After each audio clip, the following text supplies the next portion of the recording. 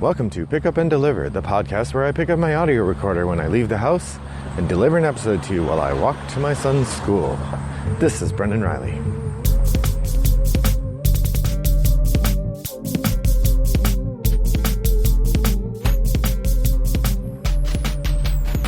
Sorry about that terrible opening, listeners. I only used one of the many takes it took me, but even the last one didn't sound great, so apologies. Well, it's a lovely day today. I'm walking to get my son. It's Wednesday, the day that I usually work from home, and I often record episodes on Wednesdays when I walk home from dropping him off in the morning. But just the schedule today, we got out of the house a little late, so I drove him, so I didn't record an episode. But I wanted to get one recorded today so I could talk a little bit more, continue our conversation about games of different levels of complexity. We'll see how quickly I talk. I feel like the games of heavy complexity probably took the most time to explain, so I suspect that the games of lighter complexity, I might very well be able to do the whole conversation here in this one podcast, but we'll see.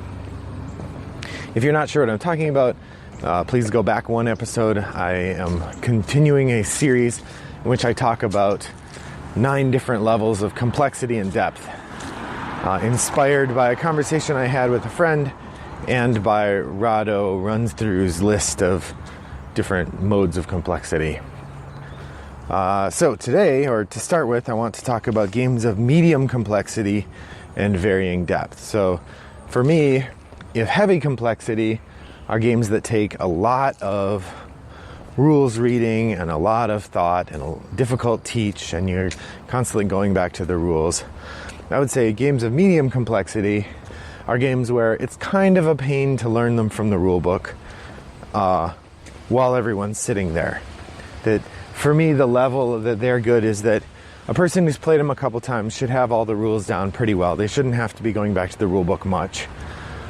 But the game should be complex enough that learning them from the rule book when everyone sits down to just learn the game should be a little harder. So this game kind of falls in the middle of that. And there are some people who are really good at that, so that's a very subjective measure. But saying something is in the middle of a subjective measure anyway is already difficult, because I'm not using objective measures to establish how difficult the games are. So again, complexity is how much architecture, how much stuff is involved in the rules. And again, depth is the level of decision making and thought that you need to put in to play a game. So in the middle of our conversation today, we're going to hit the sweet spot where we're talking about a game that's medium complexity, medium depth. It should be right in between. So starting though with medium complexity and light depth, I actually found this category pretty hard to populate, because I feel like it's easy for me to point to games that have light depth and heavy complexity, but the medium complexity but light depth this was the biggest challenge. So the 2 games that I picked for this category are Between Two Cities and Clank.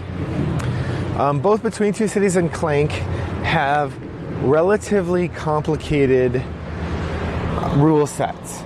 They both require that you understand a few different things. So in case you haven't played them, Between Two Cities is a cooperative city building game. Well, it's not cooperative, it's competitive, but you have to work with other people. The way it works is it's a drafting game, so you're passing tiles from player to player, and you're building cities. And the idea is that you are building a city between yourself and each of the people to your right and left at the table. So when you go to build your city, you're dealing with 2 different people, and your goal is to get your city to be worth the most points, even though, or to get both of your cities to be worth the most points, because the way the scoring works is at the end of the game, whichever of your cities has fewer points is the one that you score. So 2 people will be scoring the same city, whichever city is the very lowest. 2 people who worked on that will score it, and then so on. So the way that you win is if your second city is higher than anyone else's second city. So that's the twist in the game. And the way it works, you're passing around these tiles, and then each round you take 2 tiles from your hand and put 1 in each city. So you're working with the people on either side. The scoring in the game is the complicated part, and the part that made me say the game is medium complexity, because there are 5 different types of tiles, and you have to explain how each one scores in order for people to play. There's a little rule guide that people have to be able to look at. So it's definitely not light complexity. But at the same time, it's generally a game that I'm able to explain in 5 to 10 minutes, and everybody understands how to play. Now, they might not entirely grasp all the scoring conditions right away, but it works pretty well. The other medium complexity game that I put in this category is Clank. Now, Clank has an interesting conundrum in that if you have never played a deck building game before, it might even verge toward the heavy medium, because you're learning both the way that the game Clank works, but also the way that deck building games work as well. That said, it's a fairly easy deck building game. Some of the cards will have a power on them. Most of them just have one of 3 different currencies, money, or it's got movement, card recruiting power. I don't know what they call it in the game. And what's the third thing? Fighting. So, but there's a board you have to move around on. There's a fair amount to explain. Again, it's like a 10-minute teach probably, but I think most experienced gamers would pick it up pretty quickly, and it's not a game that I really need to review the rules to teach again now that I've played it a few times. So it still fits that medium complexity for me. But in terms of depth, both Between Two Cities and Clank feel relatively light. A big part of it is that Clank, there's not a whole lot of different things to do. I mean, there's different choices to make about where to run, and there certainly is an element of picking the best cards out of in the market when you go to buy your cards. But ultimately, neither of these feels all that consequential, and or at least that deep. I don't find myself agonizing over decisions, because the decisions are broken up into small pieces. You might argue that Between Two Cities pushes toward being medium depth. There is a fair amount to think about, but it's actually a relatively simple scoring mechanism once you understand the complexity of it. And so I haven't found it to be very taxing at all. So I put it in the lightweight category, or light depth. So the medium complexity, medium depth, this again would be games that are probably similar to Explain as the previous ones, the same level of architecture and explanation and cognitive memory needed to maintain all the rules, but then combined with a bit more depth in the way that the games piece together. The 2 big examples that I have of that kind of those games are Wingspan and Lords of Waterdeep. Both Wingspan and Lords of Waterdeep have, again, that same amount of teaching time, but they also have an added level of depth in the decisions you have to make. You have to decide which cards to buy. You have to decide which choices to make. In Lords of Waterdeep, you're deciding whether to buy buildings and where to send your workers. In Wingspan, you're deciding which row to use and which cards to recruit, and when you activate, which things to get. There's a bit more planning to do.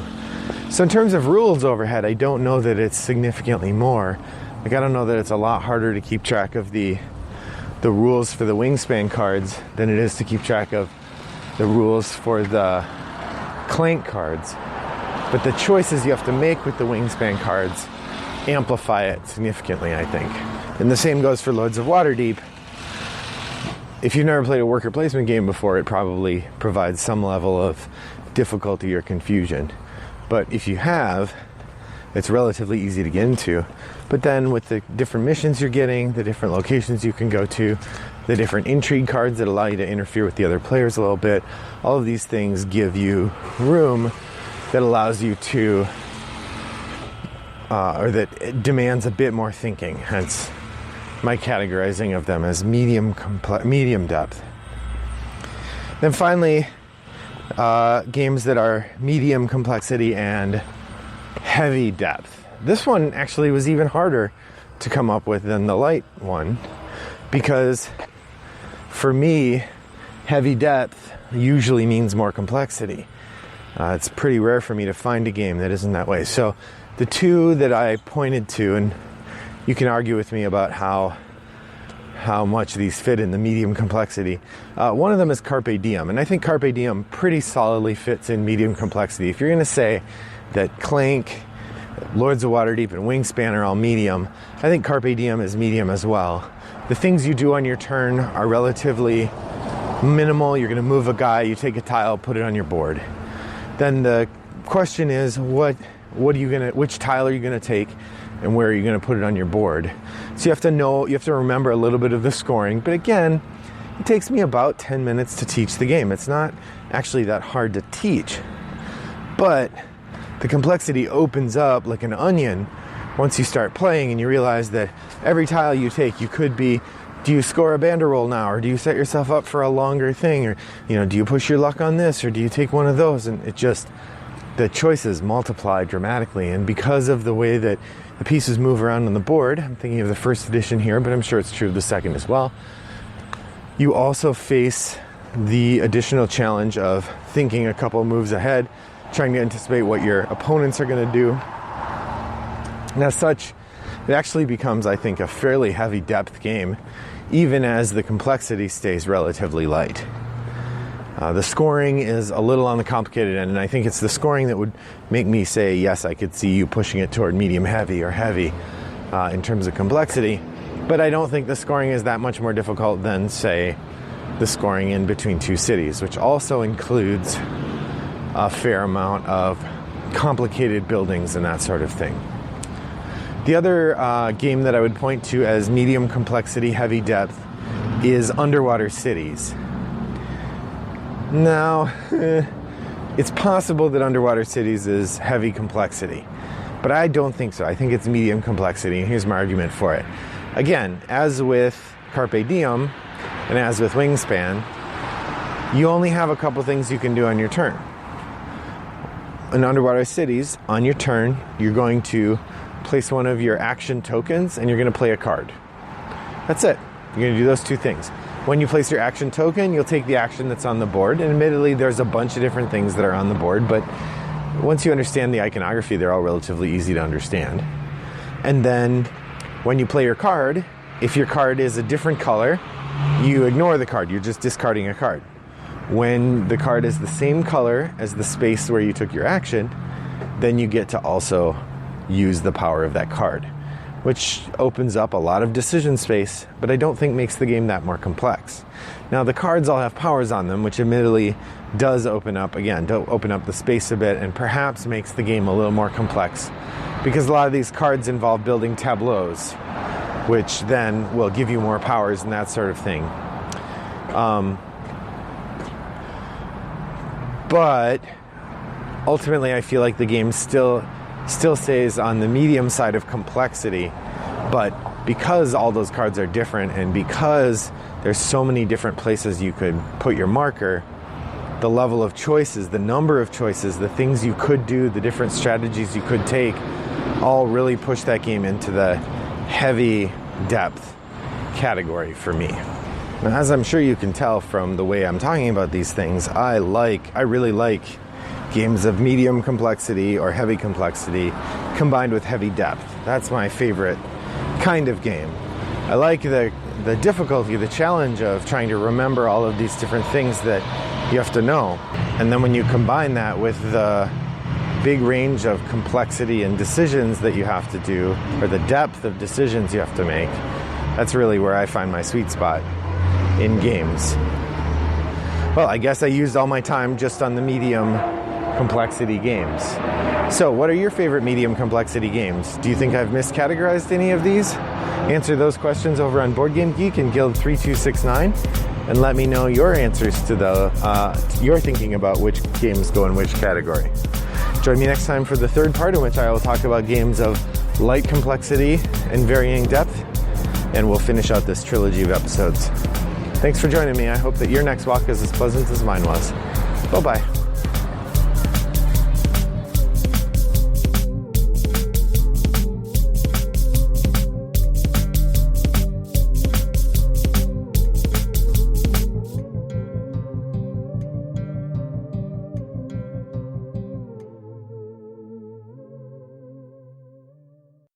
Brought to you by Rattlebox Games.